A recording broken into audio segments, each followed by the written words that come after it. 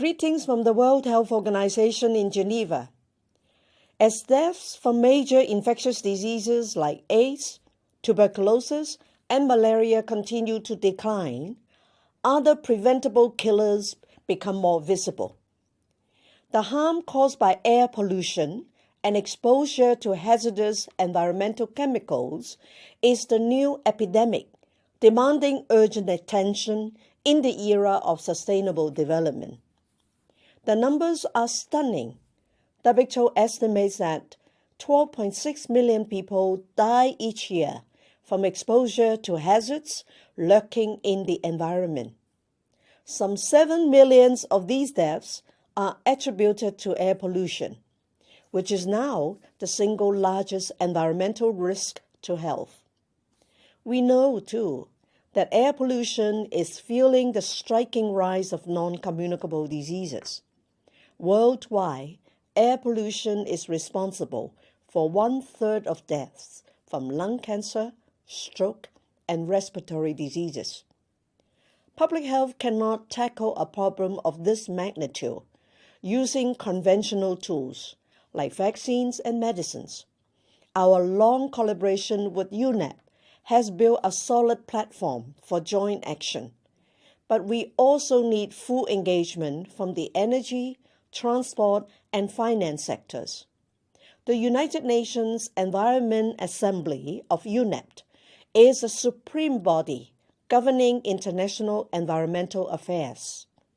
I thank you for making such a strong link between healthy environments and healthy people and wish you a most productive meeting.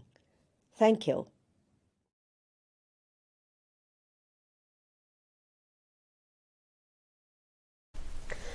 During high air pollution levels, all people breathe in harmful substances, but those with asthma are much more likely to feel the effect of air pollutants. Air pollution can make asthma symptoms worse and trigger attacks.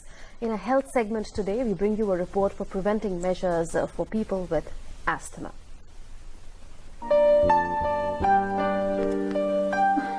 Asthma is a chronic disease that affects the airways. It can be triggered by certain factors known as allergens. Air pollution is known to be associated with worsening asthma symptoms.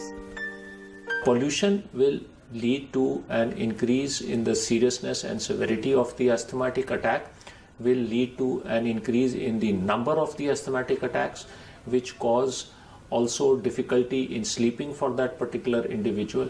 And for those who have never ever experienced an asthmatic attack are also prone to get that particular attack. If there is any tightness in the chest, that automatically tells him, or if there is an increase in the coughing. In asthmatics, cough is mainly dry, and increase in dry cough or increase in chest tightness. Polluted environment can prove highly troublesome for those suffering from asthma. Their breathing will become very difficult. Even if otherwise they were on medication and breathing normally, now they will find that this medication is not acting and their breathing is becoming very difficult. They should remain indoors mainly. They should not be exposed to the pollutants. That is probably the precaution which they have to take. In addition, they should consult their doctor, as they may require more increase in the medication, whether it is the rescue medication or the inhaled drugs which are normally now available. That will need to be increased. Asthma patients need to be extra cautious to prevent the attack and keep asthma under control. Kiran Bhardwaj, DD News.